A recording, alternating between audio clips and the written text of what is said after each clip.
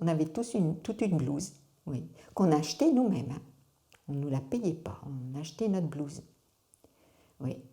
Alors, bien sûr, on en avait deux, hein, mais c'était pas toujours la même. Et ce qu'il y avait aussi, bon, il fallait se brosser les cheveux parce que, semblant de rien, quand on travaille comme ça sans arrêt, ça fait de la poussière. Et on avait tous des minous, comme on disait, dans les cheveux. On était obligé de se brosser les cheveux le soir parce qu'on avait de la poussière dans les cheveux.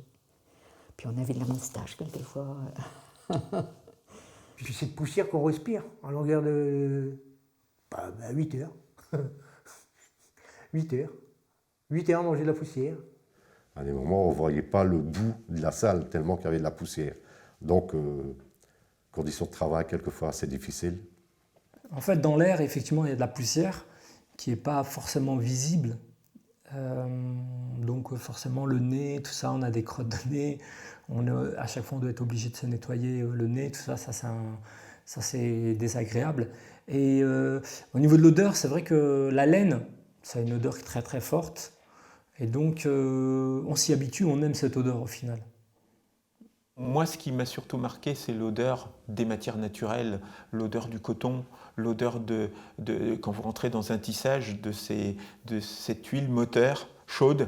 Voilà, c'est quelque chose qui est important. Une odeur typique, ça va être des cotons bio. Ils ont vraiment une odeur. Quand j'ai déroulé des pièces de coton bio, j'avais envie de les sentir, ça faisait rire tout le monde, j'avais envie de renifler la pièce. Il y a des odeurs dans le tissu, ça c'est clair. Ah, les plus représentatifs sont les lins. Les lins, ça a une odeur fantastique. On sait tout de suite, quand on entre dans une usine de lin, l'odeur est formidable, parce que c'est un produit naturel et que la plante a une odeur, quoi, voilà. Et en plus, pour reconnaître si c'est un coton ou pas, ou c'est un polyester, etc., on brûle le tissu. Donc se dégage une odeur. Quand c'est de la laine, il y a cette petite odeur. Quand c'est le coton, il y a une autre. Quand c'est du polyester, on se brûle. J'en viens à cette ambiance au lavage de chaleur. Il fallait savoir que les bains étaient aux alentours de 55-60 degrés. Donc dans la salle de production lavage, on avait 8 laveuses. Donc une laveuse, c'est 5 bacs de 7 mètres de long. Et derrière, des séchoirs pour sécher la laine. Séchoirs qui font 15 mètres de long. Il y en a quelquefois 2, quelquefois 3. Où là, la température vapeur était à 100-110 degrés.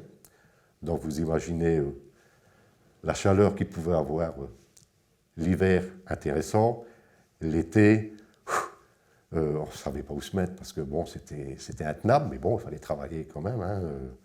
Il y avait certaines pièces, il y avait des humidificateurs. C'est-à-dire les humidificateurs, c'est des grosses machines qui envoient de la buée.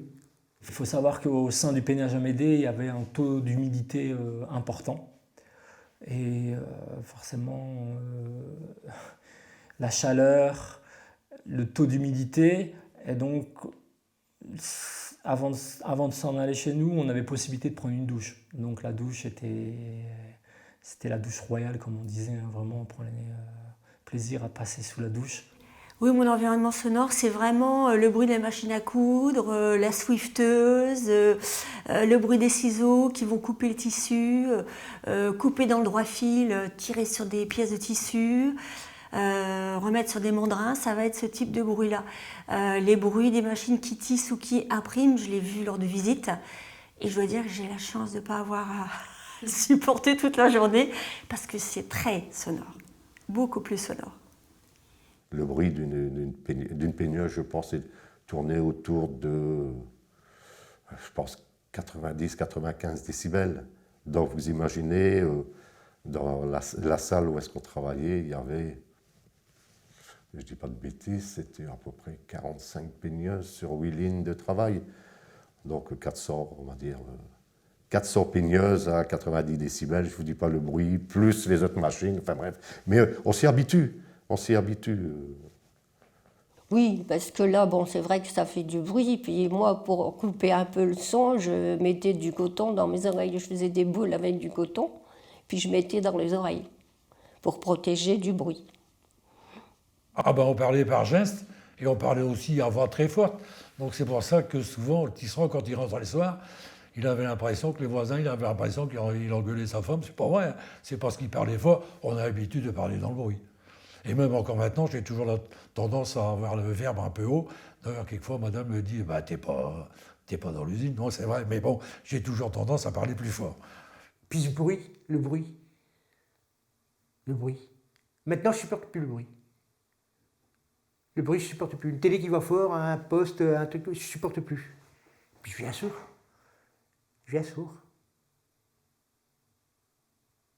C'est ça, l'inconvénient, c'est ça. Chaleur, poussière et le bruit. Ça, c'est le côté noir de la profession. J'ai assisté à un agent de maîtrise qui a eu son bras pris dans une machine, qui a fallu l'amputer.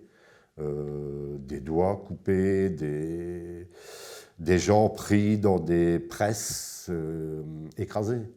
J'ai connu mon ouvrier qui est monté là-haut pour un crochet de mécanique jacquard qui était plié. Et puis il m'a dit, bah vas-y, fais-le tourner, mais je vais voir que c'est que le crochet y est. Il a mis ses deux bras sur les griffes, et puis ses deux bras ils sont rentrés dans le plafond. Hein. Il a eu les deux bras cassés. Ah oui, donc ça, c'est arrivé. Donc c'est comme ça que je suis devenu tapisseur, en attendant que lui, il revenait. Dans l'intervalle de midi à 1h, j'ai un métier qui prend feu. De mon côté en plus. Bon, on crie, on fait ce qu'il faut, on appelle les collègues, ici et là, extincteur. Le feu éteint. Heureusement, il y a des gens qui partaient manger, ici et là. Enfin, il y a tout le temps du va-et-vient. Donne un petit coup de main, je me retourne. Il y a un deuxième métier qui prend feu. Un métier qui prend feu, ça va très très vite. Hein. Très très vite. Très très vite. Avec le bourg et ce qui s'ensuit, c'est-à-dire déjà la matière, elle prend très vite. Là, on a sauvé l'usine.